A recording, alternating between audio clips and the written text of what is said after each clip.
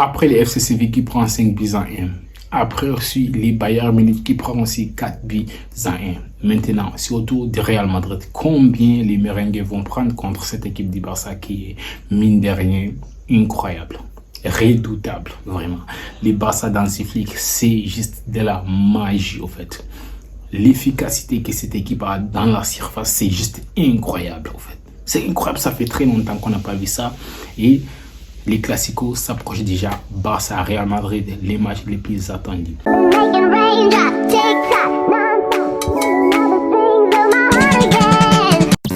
Salut à tous, vous êtes sur la chaîne Soccer Time avec Adams. Les classicos s'approchent à très grands pas.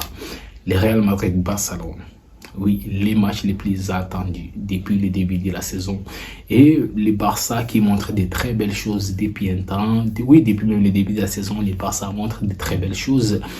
Et bien sûr, il y a eu des revers à Monaco, Osasuna, tout ça, il y a eu des revers. Mais lorsque le Barça avait son équipe complète sur le terrain, ils ont juste injouable depuis le début de la saison. Parce qu'à Monaco, on peut dire qu'il y a eu un carton rouge très tôt dans les matchs qui a changé les cours des matchs.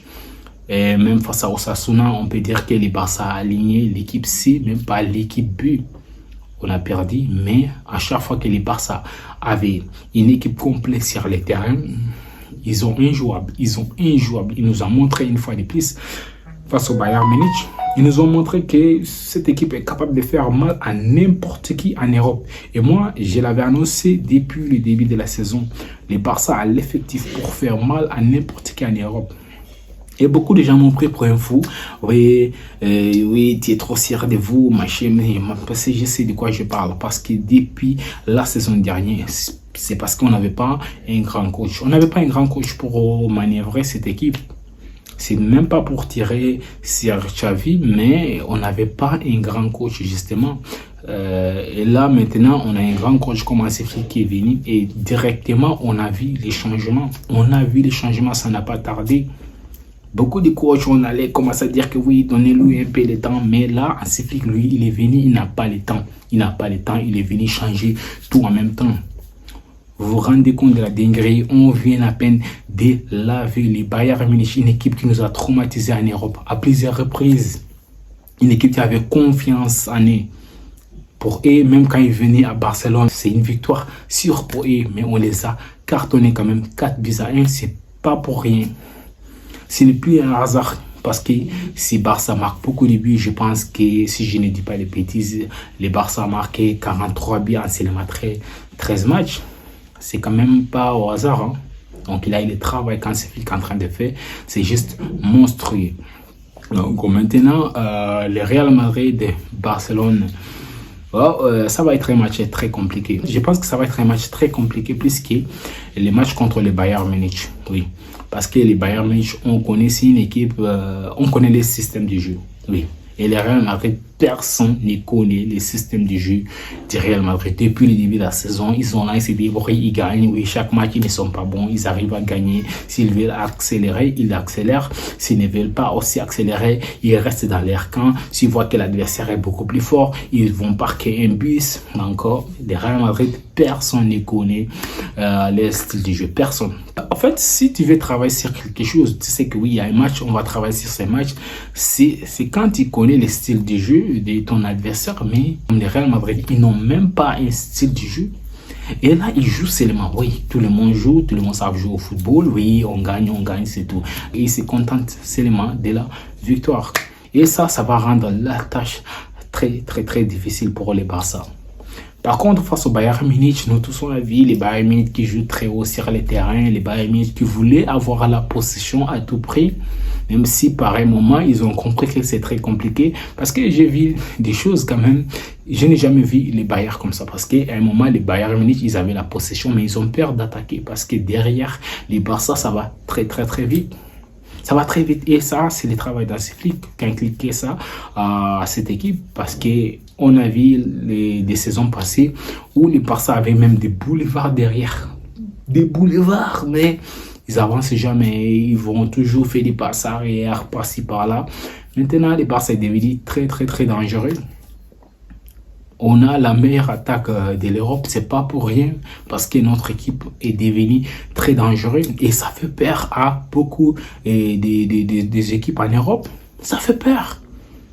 Et là, c'était les Bayern Munich quand même, c'était pas n'importe qui. J'ai vu même beaucoup de gens qui ont commencé à dire que oui, Bayern Munich c'est handicapé. À un moment donné, là, il ne s'agit pas de Sasuna, il ne s'agit pas de Las Palmas, il ne s'agit pas quand même des petits clubs, il s'agit du grand Bayern Munich. Du grand Bayern Munich qui a encaissé quand même 4 buts en 1 face au Barça.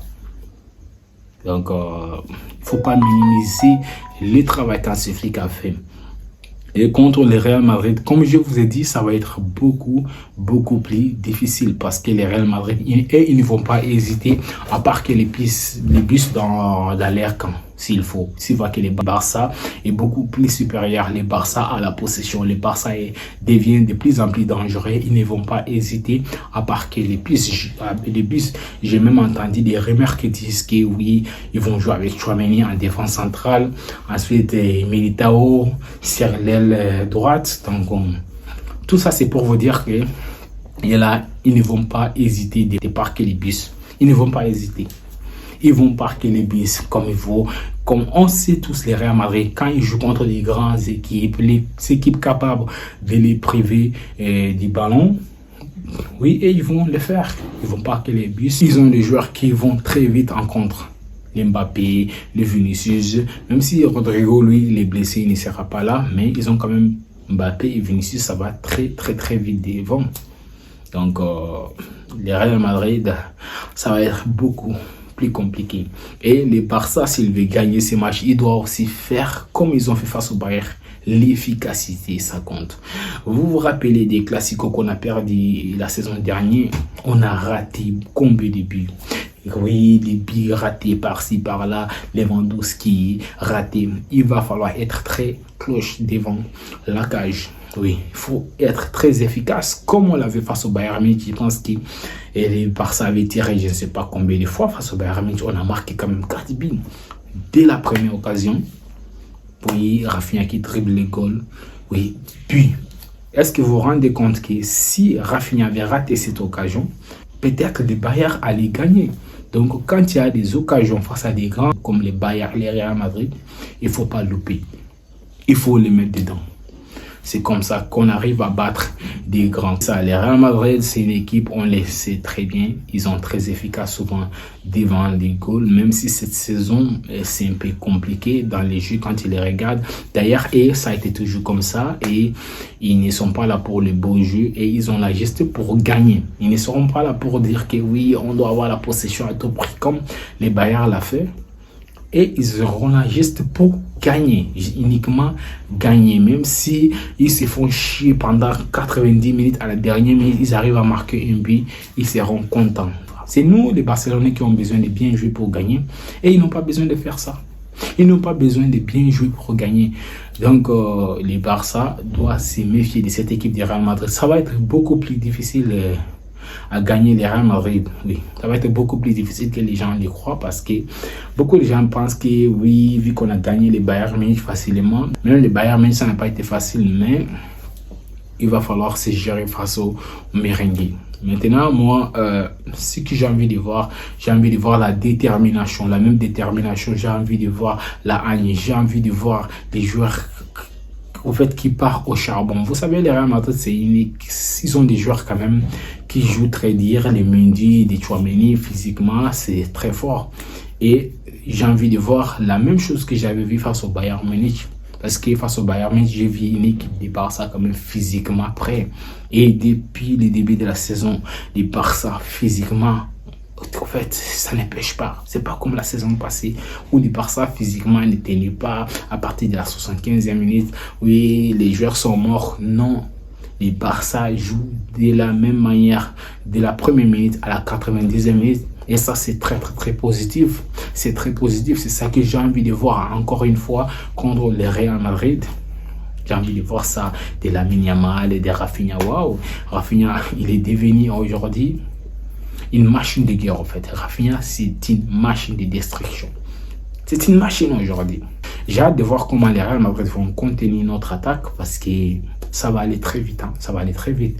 Il va falloir que les Real Madrid soient plus solides défensivement qu'ils étaient face à Dortmund parce que c'était Dortmund en face. Ils ont marqué des 0 comme c'est Dortmund. Mais si Barça arrive à marquer des 0 face au Real Madrid, vous allez prendre l'eau, vous allez prendre l'eau. Les Madrilènes, je vous préviens, ne pensez pas que les Barça, c'est une équipe qui va vous mettre des 0 et après, vous allez finir par gagner ces matchs.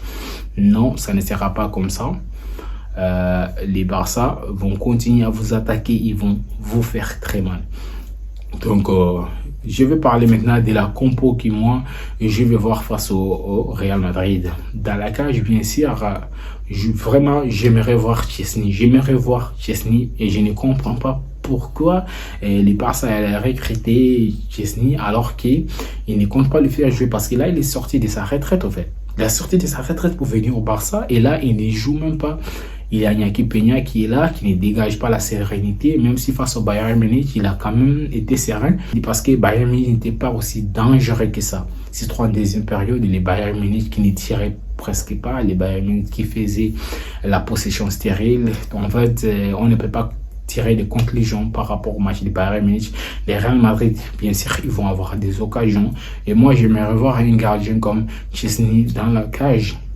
Maintenant, à gauche, classique Jules Koundé. Non, plutôt à droite, classique Jules Koundé. À gauche, Baldé. En charnière, bien sûr, Koubarsi, Inigo Martinez, qui sont en train de faire quand même un début de saison parfait. Les deux, Inigo Martinez, quel joueur. Ça, c'est un viking. Les gars, là, c'est un viking. Il est juste trop fort. Inigo Martinez, que ce soit dans ses passes, c'est un vrai stopper aussi. En double pivot, bien sûr, Casado, Pedri, ouais. Casado, Pedri, je ne veux pas que ça bouge pour le moment. C'est là que j'ai envie de dire que Frenkie de Jong a un travail à faire parce que Casado, des matchs qu'ils arrivent à nous faire là, est-ce que Frenkie de Jong peut lui sortir de ses 11? Je ne vois pas un joueur qui va sortir Casado de ses 11.